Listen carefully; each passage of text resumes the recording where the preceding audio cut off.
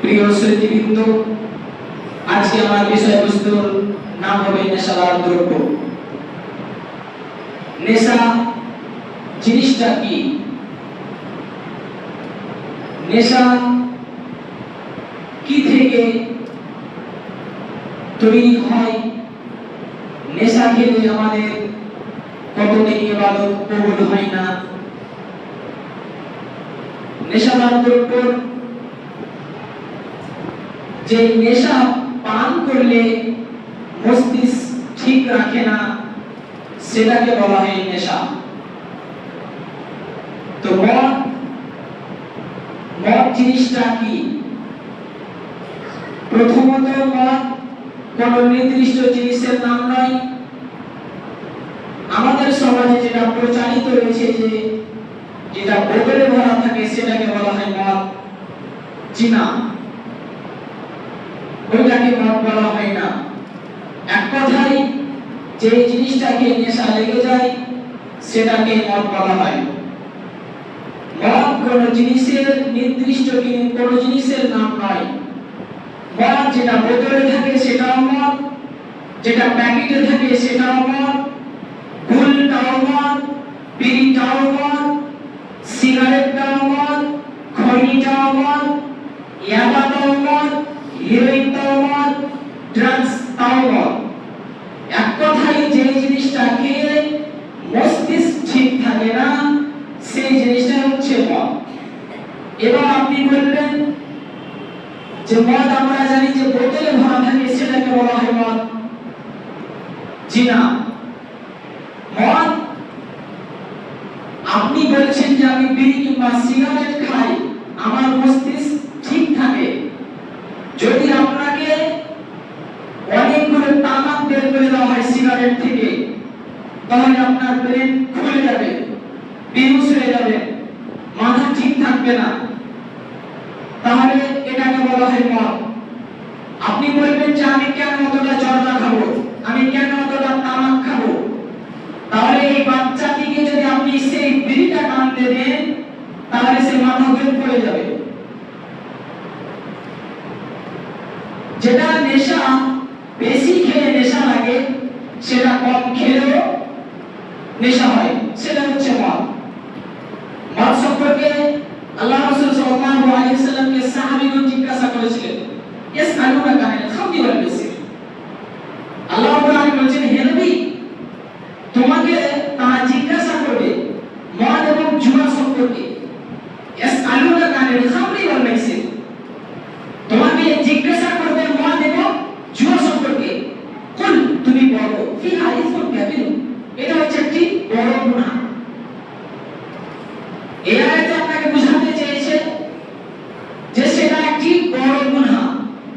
চাকরি বেরি খান এবং মদ খান, দুটোই একই সমান পাপ, বড় গুনাহ। ছোট বলা হয়নি, ফিহা ইসমুন কাবীর, সেটা বলা হয়েছে মদ, বড় গুনাহ।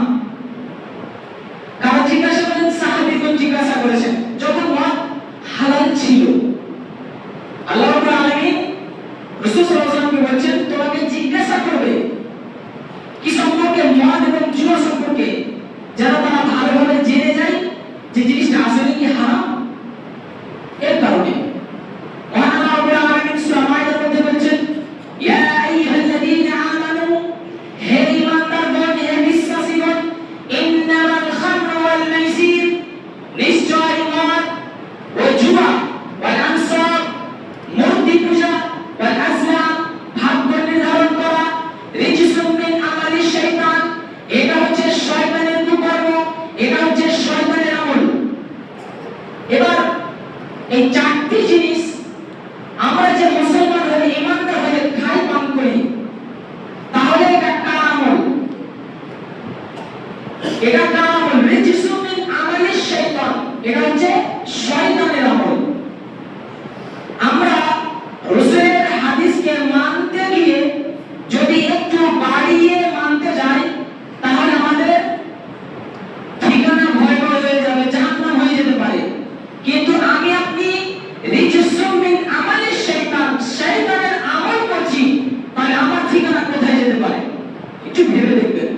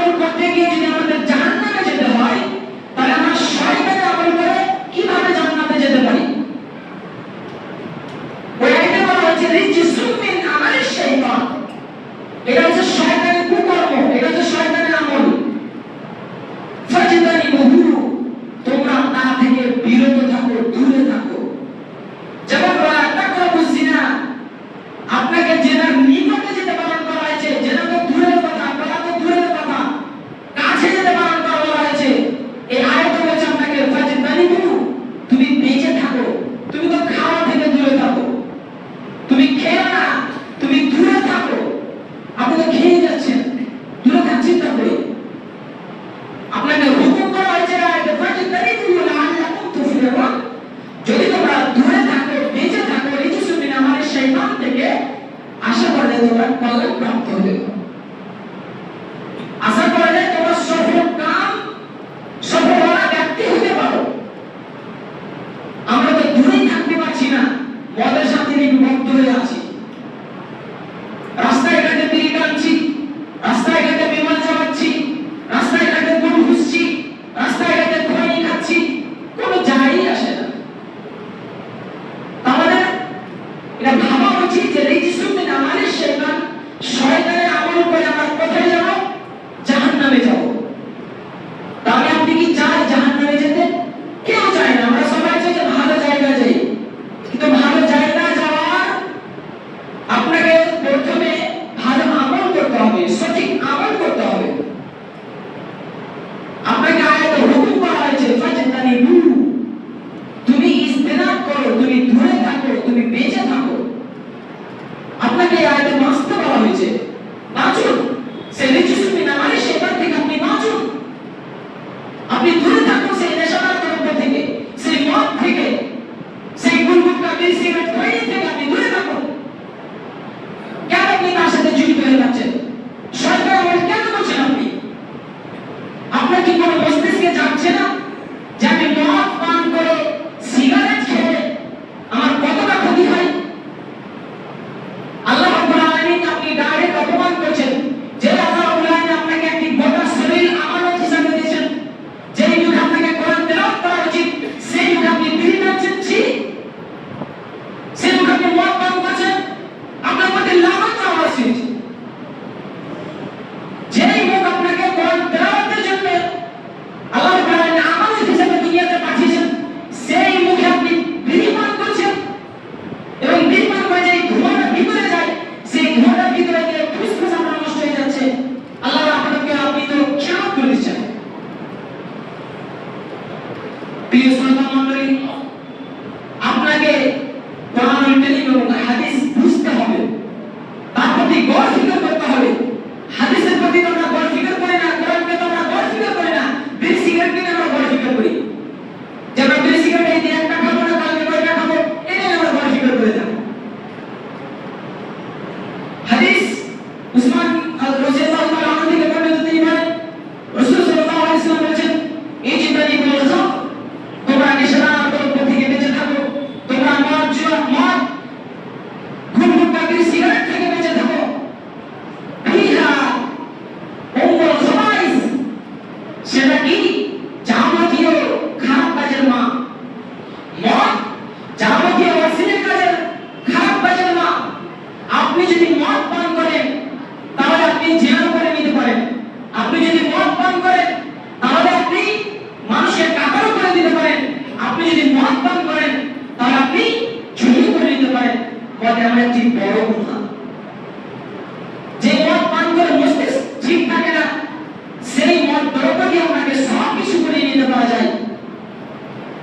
হাদিসে এসেছে যে কোন ব্যক্তি যদি মদ দ্রব্য পান করে তাহলে আল্লাহ রাব্বুল আলামিনকে 40 দিন কাছে টানতে পারা যাবে না, 40 দিন। কিন্তু তবুও তাকে এসে নামাজ পড়তে হবে, তার ইবাদত কোনো করা হবে না, কিন্তু তবুও তাকে 5 ওয়াক্ত মসজিদে এসে সালাত আদায় করতে হবে। যেটা আপনার কর্ম, যেটা আপনার হুকুম দেওয়া হয়েছে, সেটা আপনাকে বাধ্যতামূলক আপনাকে আদায় করতে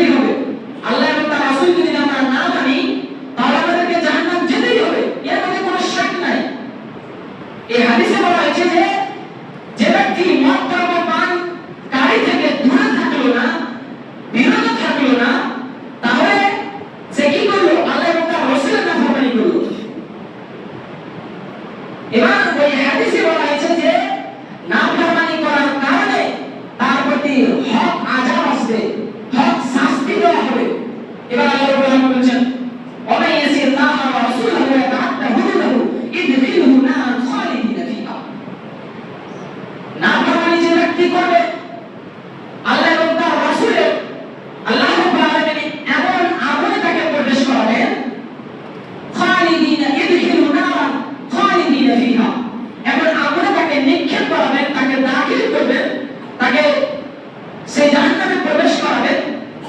ইউদখিলুনা খালিদিনা ফিহা, সেখানে চিরকাল থাকবে, বের হতে পারবেন না। পান খাবেন না, পান করেন সিগারেট, আপনাকে জাহান্নামে পাঠিয়ে দিবে, আর বের করবে না।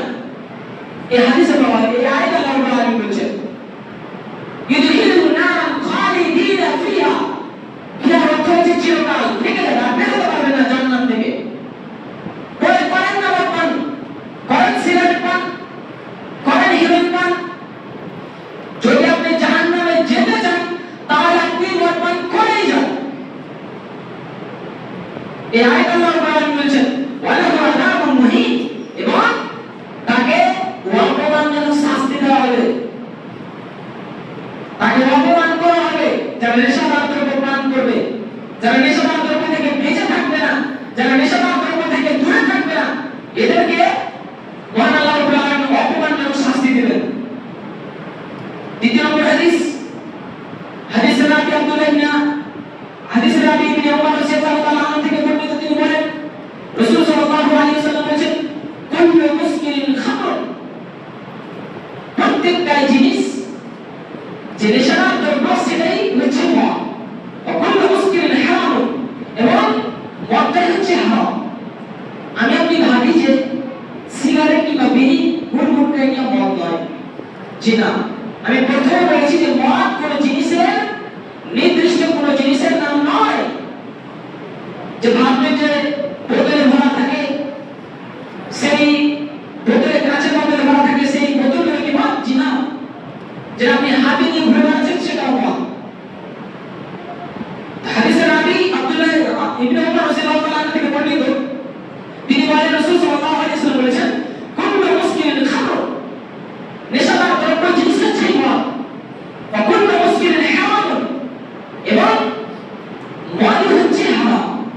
ওমান শারিবাল খামরা, ওমান শারিবাল খামরা ফি দুনিয়া ফামাতা ওয়া হুয়া ইদমিনুহা লাম ইয়াশরাবহা ফিল আখিরাহ, যে ব্যক্তি মদ দ্রব্য পান করে দুনিয়াতে মারা গিয়েছে, ওমান লাম ইয়াতুব, সে যদি ইস্তেগফার না করে, সে যদি তওবা না করে, সে যদি তওবাবিহীন মারা যায়, লাম ইয়াশরাবহা ফিল আখিরাহ, তাকে কিয়ামতের ময়দানে আখিরাতে সুস্বাদু পানি পান করানো হবে না।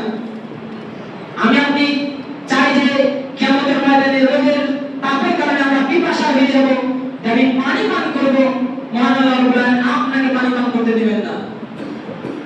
যে মদ দ্রব্য পানকারী তাকে আল্লাহ রাব্বুল আলামিন পানি পান করতে দিবেন না। পানি পান করতে দিবেন, একটা হাদিস আসছে গরম পানি দিবেন, নিজের শরীর থেকে যে ঘাম ঝরবে সেই পানিগুলো দিবেন, রক্তপুঞ্জ খেতে দিবেন যারা মদ দ্রব্য পান করবে এদের জন্য। শুনতে না ঘৃণা লাগে যে রক্তপুঞ্জ খেতে দিবে যারা মদ দ্রব্য পান করে, তা আপনি খাবেন কি করে? আল্লাহ রাব্বুল আলামিন সেই জাহান্নামীদেরকে নিজের শরীরের ঘাম থেকে যেগুলো পানি ঝরবে সেই পানিগুলোকে খাওয়াবেন, গরম পানি খাওয়াবেন, রক্তপুঞ্জ খাওয়াবেন। আপনার ঘৃণা লাগে না? আপনি মদ দ্রব্য পান করে যাচ্ছেন সারা বছর, মাসে মাস করে যাচ্ছেন, আপনার হায় বলতে কিছুই নাই। আপনার যদি হায় থাকতো তাহলে আপনি মদ দ্রব্য পান করতেন না, আপনি হাদিসকে বাধ্যতামূলক মানতেন। কোরআনুল কারীমে কি বলা হয়েছে সেই কোরআনুল কারীমের দিকে আপনি নজর দিতেন যে আল্লাহ রাব্বুল আলামিন কি বলেছেন, আল্লাহ রাসূল সাল্লাল্লাহু আলাইহি ওয়াসাল্লাম কি বলে গিয়েছেন। কেন আমরা বুঝতে পারছি না? আমাদের কি মনে খেয়ে আমাদের মস্তিষ্ক হারিয়ে গেছে, না বেরেন পালিয়ে গেছে বলে আমরা বুঝতে পারছি না। প্রিয় শ্রোতা মণ্ডলী, বলতে শরম হয়, লজ্জা লাগে যে 5 ওয়াক্ত সালাত আদায় করার পরেও বিড়ি টান দেয়, সিগারেট টান দেয়, গুল খায়, খৈনি খায়, বিমল খায়। এতে যে কি হবে আল্লাহ রাব্বুল আলামিন জানে। যদি কোনো ব্যক্তি একদিন একটা সিগারেট যদি খায় তাহলে 40 দিন ইবাদত কবুল হবে না, তাহলে ভাই আপনি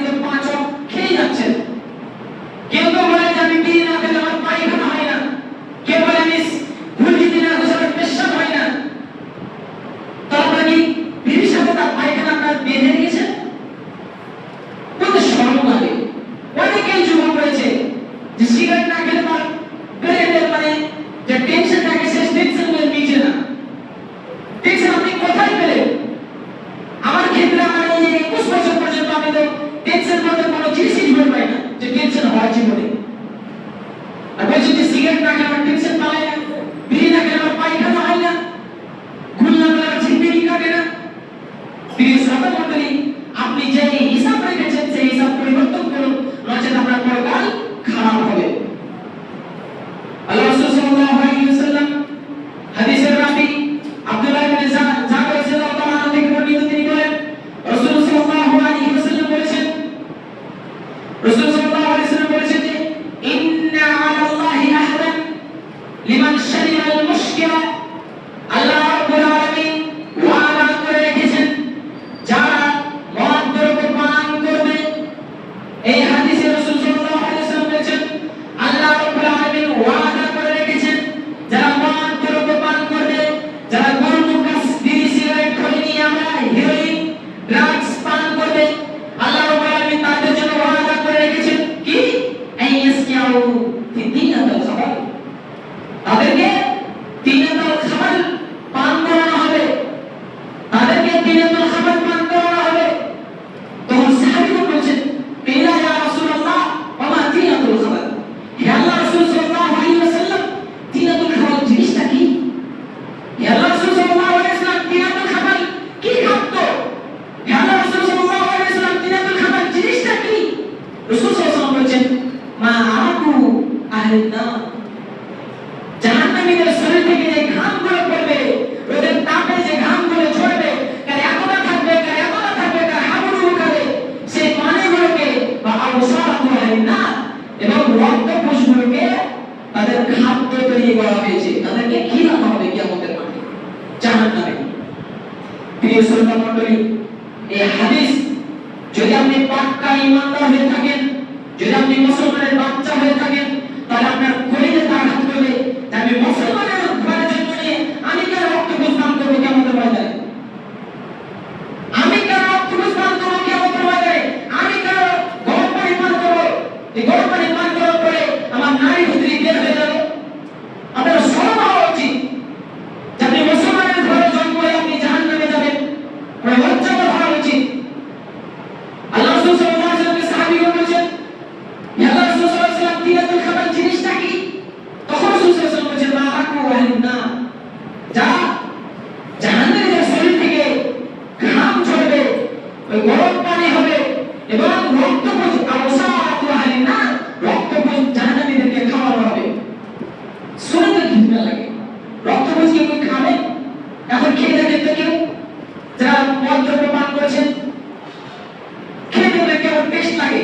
কালকে আমাদের ময়দানে তো খেতে হবে আপনাদেরকে, হাদিস তো বলছে বাইরে, রাসূল সাল্লাল্লাহু আলাইহি ওয়াসাল্লাম ভবিষ্যৎবাণী করে দিয়েছেন হাদিসে যে তাদেরকে দিনাতুল খাবার পান করা হবে। এটা আল্লাহ রাব্বুল ওয়াদা করে রেখেছেন খাস করে আপনাদের জন্য, যারা মদ দ্রব্য পান করছেন এদের জন্য। এবার আসুন যে মদ দ্রব্য পান করলে কতটা আমরা অপরাধী হই।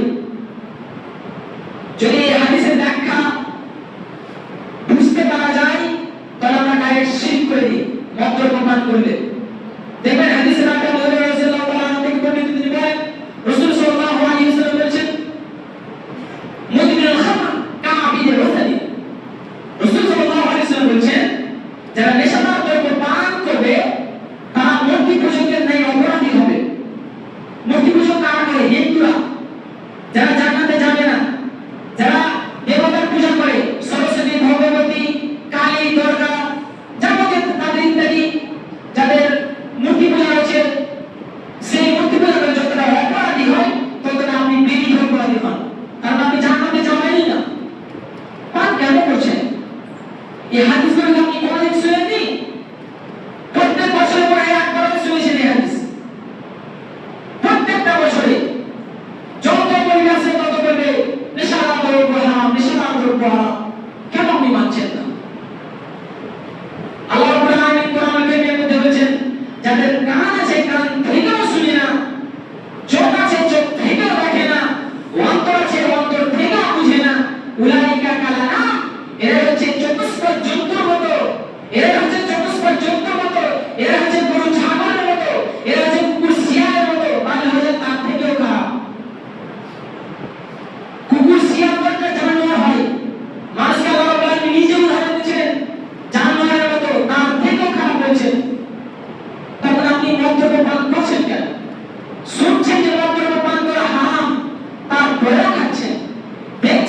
দেখে খারাপ হচ্ছে আমার দিমাগ, তবুও খাচ্ছেন। অন্তর আপনি বুঝতে পারছেন যে এই জিনিসটা খেয়ে আমার মস্তিষ্ক ঠিক থাকে না, তবু আপনি পান করছেন। তাহলে আল্লাহ রাব্বুল তো সত্যি কথা বলেছেন, মিথ্যা তো তিনি বলেননি। যে ওলাইকা কাল আনআম এরা হচ্ছে চতুষ্প জন্তুর মধ্যে রয়েছে, বড় ছাগলের মতো, বালু হয় তার থেকেও খারাপ। লেগে যাও, আপনাকে জানোয়ারের থেকেও খারাপ প্রমাণ করে দিচ্ছেন আল্লাহ। পান করেন আপনি, মদ্যপান পান করেন না। প্রিয় শ্রোতা মণ্ডলী, যদি আপনি জান্নাত পেতে চান তাহলে মদ্যপান পান করবেন না। যদি জেনা না করেন, জেনা করার পরে যদি আপনি অনুতপ্ত হয়ে লজ্জাবোধ হয়ে আল্লাহর কাছে ওই আল্লাহ আর জীবন জেনা করবো না, আল্লাহ ক্ষমা করে দেবেন। কিন্তু আপনি যদি মদ পান করেন তাহলে আপনি 40 দিন আমাকে ডাকতে পারবেন না। শুনবেন না আপনার কথা, কবরটাকে নামাজ পড়তে হবে, আপনাকে চাইতে হবে। তাহলে জেনা থেকে মদ্যপান কতটা লজ্জাবোধ, কতটা বিপজ্জনক বুঝতে পারছেন না? শেষ হাদিস রাবি আবু দারদা রাদিয়াল্লাহু তাআলা আনহু থেকে বর্ণিত, তিনি বলেন রাসূল সাল্লাল্লাহু আলাইহি ওয়াসাল্লাম বলেছেন, লা ইয়াদখুলুল জান্নাতা মুদমিনুল খামর, যারা নেশাদার দ্রব্য পান করে তারা জান্নাতে যাবে না। এটাই লাস্ট হাদিস, যে যারা নেশাদার দ্রব্য পান করে তারা জান্নাতে যাবে না। এবার আমি দুনিয়াতে পরীক্ষা দিতে এসেছি। আমরা ভাবি যে দুনিয়াতে এসেছি বাড়ি গাড়ি অট্টালিকা তৈরি করবো, পৃথিবীতে থেকে যাবো। জি না, 2 দিনের দুনিয়া। একদিনে আছেন বেঁচে, একদিন মরে যাবেন, 2 দিন শেষ। এই 2 দিনের দুনিয়াতে যদি আপনি নিজের সঠিক আমল না করতে পারেন তাহলে আপনার আমার হতভাগা পৃথিবীতে নাই। তো যারা মদ্যপান পান করছেন আপনারা জান্নাত থেকে বঞ্চিত হবেন না। জান্নাত পেতে হলে আপনাকে প্রথমে মদ্যপান পান ছাড়তে হবে। আপনাকে বলবো গাছ, বিড়ি, সিগারেট, খনি, ইয়াবা, হেরোইন, ড্রাগস, যাবতীয় নেশাদার দ্রব্য আছে সবই আপনাকে ছাড়তে হবে। তিনি আপনি জান্নাত যেতে পারেন। আল্লাহ রাব্বুল আলামিন আমাকে আপনাকে যেন সঠিক দিন এবং হাদিসের প্রতি আমল করার তৌফিক দান করেন। সকলের দিনে ইখলাস অন্তর থেকে বলুন আমিন। এবং আল্লাহ রাব্বুল আলামিনের কাছে আমাদের একটাই চাওয়া পাওয়া, আমরা যেন মদ্যপান থেকে দূরে থাকতে পারি। যেমন ইজতানিবু, বেঁচে থাকতে বলা হয়েছে, হুকুম করা হয়েছে, আমরা যেন এই আয়াতের প্রতি, হাদিসের প্রতি আমল করার আল্লাহ রাব্বুল আলামিন আমাদেরকে তৌফিক দান করেন। সকলে বলুন আমিন।